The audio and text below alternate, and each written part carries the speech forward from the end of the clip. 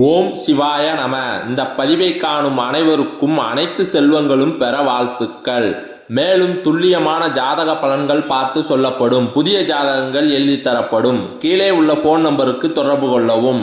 இன்றைய ஆன்மீக பரிகாரத்தில் ராகுகால வழிபாட்டு ரகசிய முறை பற்றி தான் பார்க்க போறோம். வாங்க பதிவுக்குள்ள போகலாம். பாவ கிரகங்கள் என்ற வரிசையில் ராகுவும் கேதுவும் முதலிடம் பிடிக்கிறார்கள் என்று ஜாதகத்தில் கூறப்படுகிறது. அதே சமயம் ராகுவை போல் கெடுப்பவரும் இல்லை என்றும் கூறப்படுகிறது. ஆக ராகு பகவானின் அருள் பரிபூரணமாக நமக்கு சாதகமாக இருந்தால் நம் வாழ்வில் அனைத்து விதமான வெற்றிகளையும் நம்மால் பெற முடியும் என்பதுதான் இந்த கூற்றின் ரகசியம். அப்படிப்பட்ட ராகு பகவானை ராகு காலத்தில் எந்தெந்த முறையில் வழிபட்டால் நம் வாழ்வில் வெற்றிகள் உண்டாகும் என்றுதான் இந்த பதிவில் பார்க்க போறோம். வாரத்தில் இருக்கும் 7 நாட்களும் 1.5 மணி நேரம் ராகு காலம் என்பது இருக்கும். பொதுவாக செவ்வாய் மற்றும் வெள்ளிக்கிழமைகளில் பெண்கள் ராகு காலத்தில் துர்க்கை அம்மனுக்கு எலுமிச்சம்பழத்தில் தீபம் ஏற்றி வழிபட்டு வருவார்கள். இதனால் அவர்கள் வாழ்க்கையில் இருக்கக்கூடிய கஷ்டங்கள் தீரும் என்ற நம்பிக்கையும் அவர்களுக்கு இருக்கிறது. மேலும் இந்த ராகு காலத்தை முழுமையாக பயன்படுத்தி கொள்பவர்கள் வாழ்க்கையில் நிச்சயமான முறையில் வெற்றிகள் கிடைக்கும் என்பதுதான் அனுபவபூர்வமான உண்மையாக இருக்கிறது. சரி, இந்த ராகு காலத்தில் விளக்கேற்றும் அனைவருக்கும் வெற்றிகள் கிடைக்கிறதா என்று கேட்டால் கண்டிப்பான முறையில் இல்லை என்றுதான் கூற வேண்டும். ஏனென்றால் ராகு காலத்தில் இருக்கக்கூடிய சூட்சமங்களை உணர்ந்து அதன்படி யார் விளக்கேற்றிருக்கிறார்களோ அவர்களின் வாழ்க்கையில் தான் வெற்றிகள் கிடைக்கும் என்று கூறப்படுகிறது. அந்த சூட்சமங்களை பற்றி இப்பொழுது பார்ப்போம்.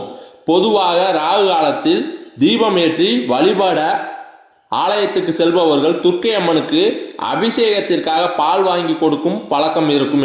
இன்னும் சிலர் பால் வாங்கி பாம்பு புற்றில் ஊற்றிவிட்டு விளக்கேற்றுவார்கள். இவ்வாறு நாம் பாம்பு புற்றில் பால் ஊற்றி விளக்கேற்றுவதற்கு என்று சில குறிப்பிட்ட நேரங்கள் இருக்கிறது. அதாவது ஒரு நாளில் 1.5 மணி நேரம் ராகு காலம் என்றால் முதல் அரை மணி நேரம் தான் ராகுவிற்கு அபிஷேகம் செய்ய உகந்த நேரமாக கருதப்படுகிறது. அந்த நேரத்தில் தான் பால் ஊற்ற வேண்டும்.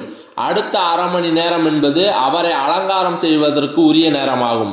அதனால் அந்த நேரத்தில் தான் மஞ்சள் குங்குமம் பூக்கள் என்று அவருக்கு அலங்காரம் செய்ய வேண்டும்.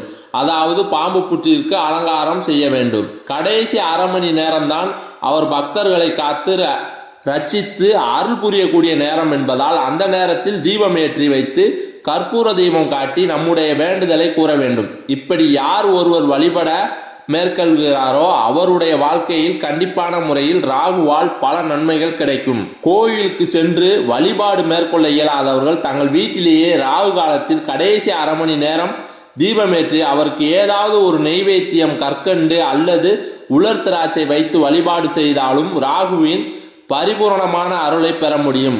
கோவிலில் விளக்கேற்றுபவர்களாக இருந்தால் நல்லெண்ணெய் ஊற்றி பஞ்சுத்திரி போட்டு தீபம் ஏற்ற வேண்டும்.